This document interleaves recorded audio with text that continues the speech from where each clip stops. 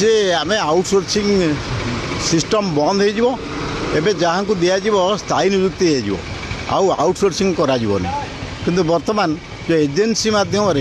जहाँ को नियुक्ति दिहला से मैंने प्राय 17 वर्ष 18 वर्ष टे काम कले प्रति विभाग आप देखिए मु जड़े कर्मचारी थी उठासन विभाग में उठासन विभाग में 2003 मसीह राज्य सरकार तत्कालीन राज्य सरकार विभाग को माने बंद करदे VRS दे लोक छटाई करदे जीवन जीविका से हरइले किंतु तापरे जिते ऑफिस खाली हो गला बर्तमान आउटसोर्सिंग माध्यम किसी कर्मचारी नियुक्ति दिखाई डाटा एंट्री ऑपरेटर को आरंभ करी विभिन्न क्षेत्र में सिक्यूरिटी गार्ड को आरंभ करी से आउटसोर्सिंग माध्यम दिखाई से 17 वर्ष 18 वर्ष धर रही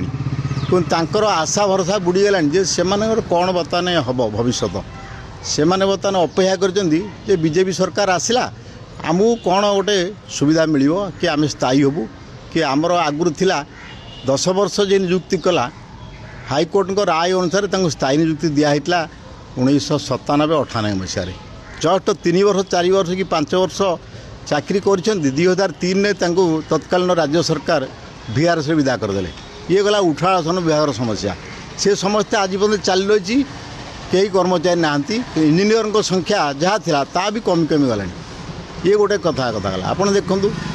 इलेक्ट्रिक विभाग में टाटा पावर नेला सेठी से भाया जहाँ को देखिए सी आउटसोर्सिंग कर्मचारी तांकर भी किसी स्थायित्व ना वन विभाग देखूँ आप म्युनिसिपाल देखूँ आउ आमर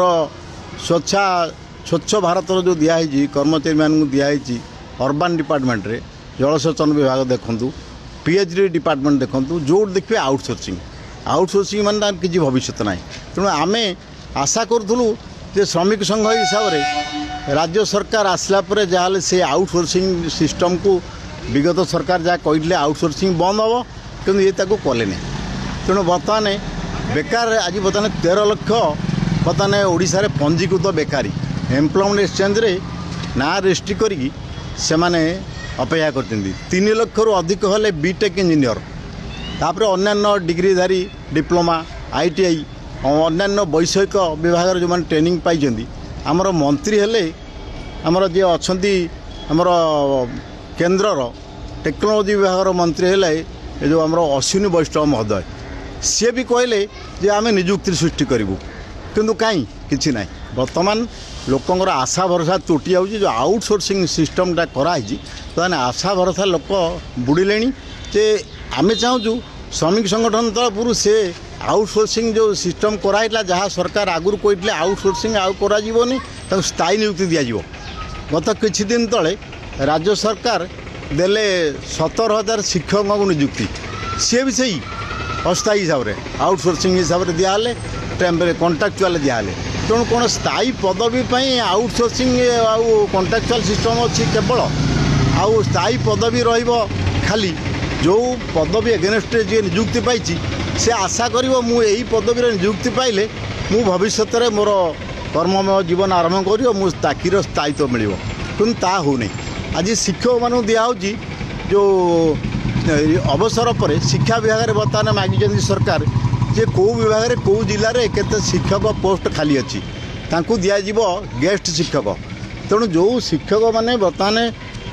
62 वर्ष कि 60 वर्ष नियुक्ति पाई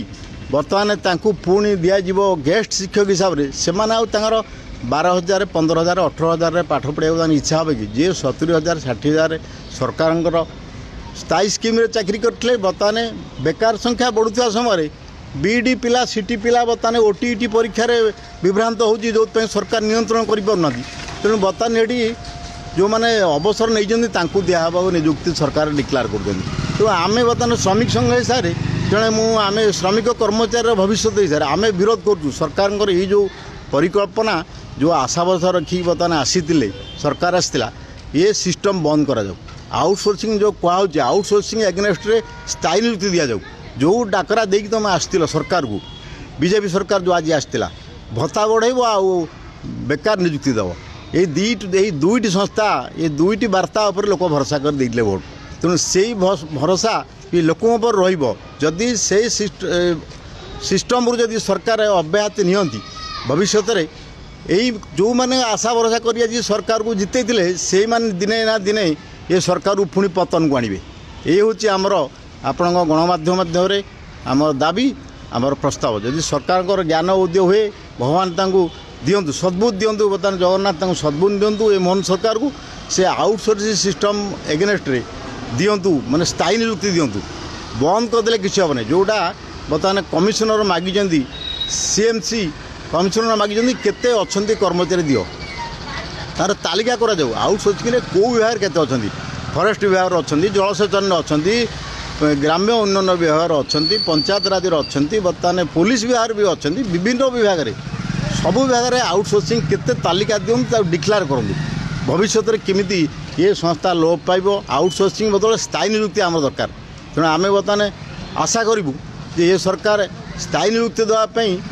योजना करूँ बजेट करूँ स्थायी नियुक्ति दिंतु ये हूँ आमर आप गणमाध्यम माध्यम दाबी आपड़ या यथार्थ भाव में हृदयंगम करी ये सरकार को आवश्यक स्थल परामर्श दिंतु और आगामी दिन में जमी सरकार जो आशा भरसा दे लोक कही भत्ता बढ़ायापी कही आउ बेकार नियुक्ति करेंगे बोली ताकू से बजाई रखुँ यह आमर दाबी आप जानते जे पीएमजी छक आउटसोर्सिंग कर्मचारी मैंने दीर्घ दिन गणधारण बस